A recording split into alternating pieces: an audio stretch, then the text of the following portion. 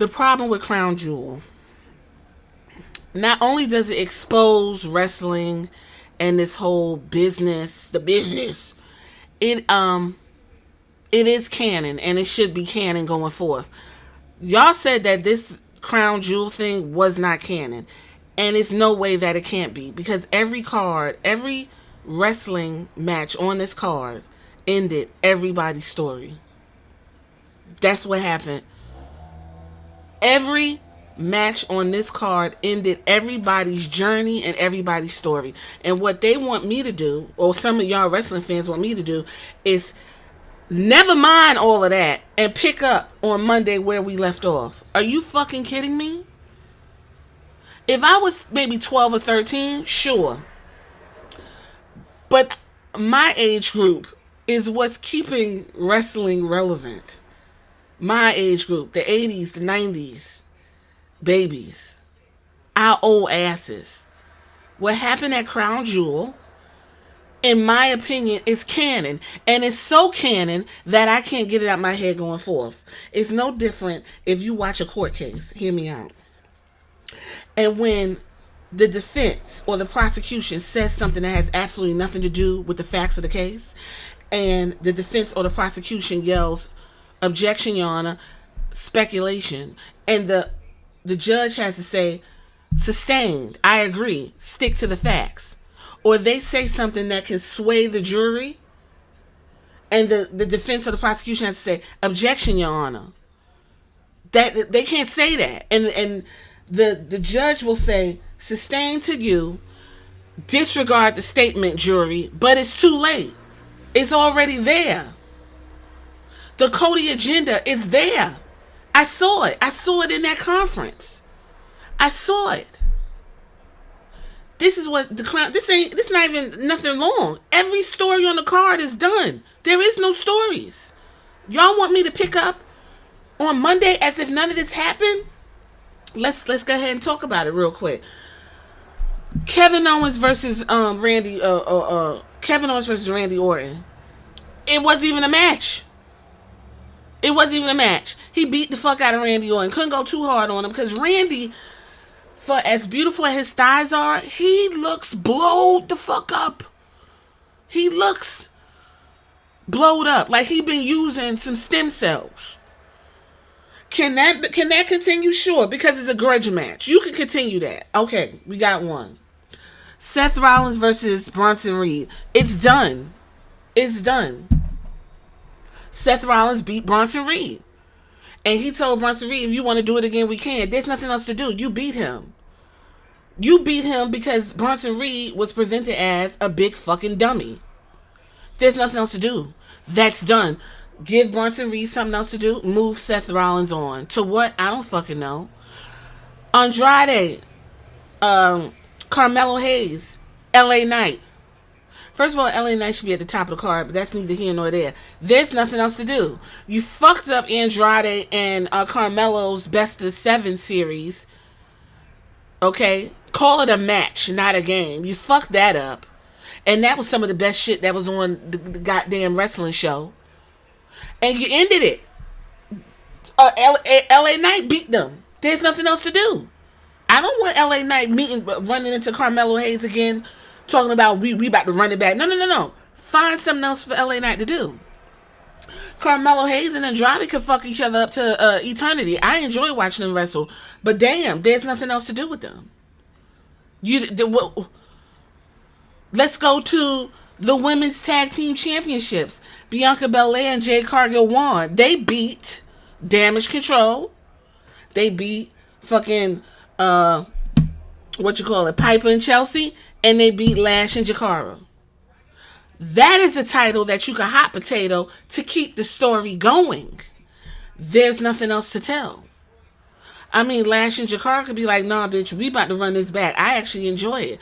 But the also thing that it exposed Jade Cargill.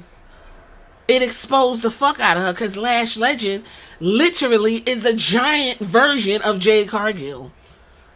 Just a little bit less of the glamour.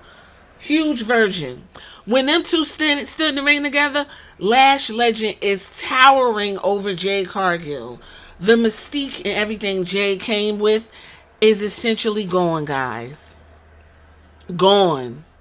When they had their fatal four-way the Friday before the Crown Jewel, you had your dominant women in the division in that ring. You had Io Sky, you had Lash Legend, you had Bianca Belair, and you had Piper Niven.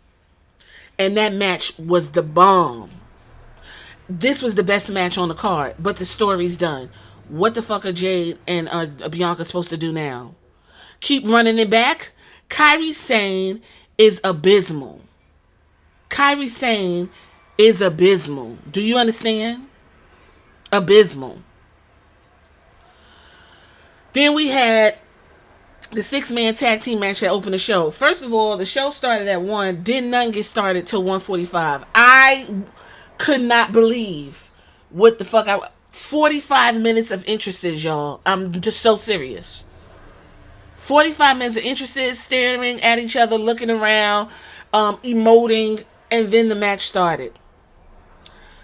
And that's fine and dandy. Solo Sikoa's whole story was to prove to Roman that he is the one. He got the Ula follow. His bloodline is better. Fuck y'all. He did that. There's nothing else to tell. You want me to stop right here and pick up on Fridays.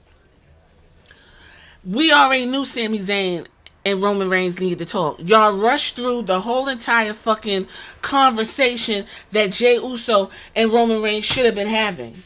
They just was like, we're going to set our business aside and we're going to do this. And it was a disaster. You jobbed one of the most dominant champions in the company. You jobbed them the fuck out. Roman did not need to take a pin by Solo Sikoa. Clean in the motherfucking ring. Absolutely not. Ain't nobody could explain shit to me. Don't tell me how the story's supposed to continue. Oh, it's supposed to make the bloodline. The bloodline 2.0 could have still been dominant. You could have pinned Jimmy. Then the whole, you got to get Sami Zayn. Sami Zayn looks terrible. He came switching out there. And he should have joined 2.0. You should have took your ass over there and joined it. That would have livened things up. Then at one point, Solo moved out the way. Sammy kicked Roman, and now I'm supposed to give a fuck about this. So now I have to look at Sami Zayn show up on SmackDown, going on and on and on to Roman about how it's an accident and he's here to help. Now you got Jimmy back in his position that he was before he left. I can't. And when I tell you, when Roman got pinned, that crowd shut down the remainder of this whole pay-per-view. The air, everything came out the room. I looked at that and I said, are you fucking kidding me? What are you? Please. There's nothing else to tell. In my world, Solo Sikoa, he doesn't have to say anything else. When Solo Sikoa comes to the ring, I should be throwing ones up. In the kayfabe world, I should be throwing ones up. He beat the most dominant champion. He proved what he had to say. He got through the follow. There's nothing else to fucking talk about. Roman Reigns show up. I shouldn't even be paying attention to Roman Reigns. That's how he was booked.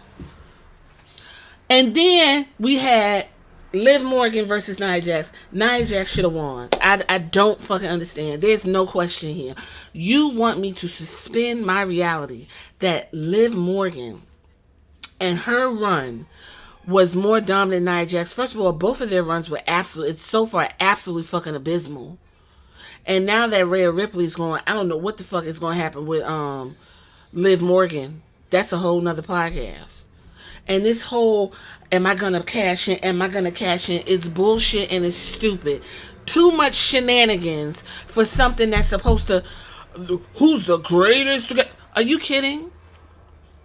Are you kidding? So you want me to believe that Liv Morgan is the crown jewel best women's wrestler in the WWE over the Annihilator? What? God. Gunther versus Cody. Let me tell y'all something real motherfucking quick. I went to sleep. Not only did I go to sleep, I rolled all over my bed, and it's a king size bed. I hit every corner of that fucking bed. Do you understand? Every corner. That match was boring as fuck. Didn't nobody do shit. I thought I was rewatching a match from 1984 or something. These two are absolutely fucking terrible. And I don't think the Saudis was like, that ain't what we want, Roman. We didn't want these motherfuckers in no main event. Didn't nobody give a fuck about that. All them people wanted to do was say, whoa, whoa, and that was it. So you want me to believe that Cody Rhodes is the most dominant champion in the WWE? Really? And you know what? I gotta believe it, cause y'all, the way y'all handle Roman Reigns, pooh, he may just be. The Cody agenda is in full effect.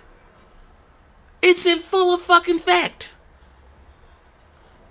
This was the highlight on the card was the women's tag team and the United States Championship. Everything else was just it was I can't even talk. So wrapping this up, I'm supposed to forget all what I saw and pick everything else up on Monday. I don't know. These Saudi Arabian shows are just it's too much. And Triple H all over my fucking TV. I have a problem with that, and I'm going to talk about that too. I have a problem with that. He's doing entirely too fucking much. I have a problem with that. That whole conference at the end, oh my God. I don't know if y'all sat and watched it, but I said, baby, this right here, this ain't it. This ain't it. This what y'all got going on? This ain't it. It ain't no fucking stars in the WWE today, and that was solidified with Crown Jewel. And the stars that they do got were all made under Vince McMahon, and Triple H is making sure to get that payback for what Vince McMahon did to his beloved NXT. Crown Jewel exposed the WWE. That's all I got.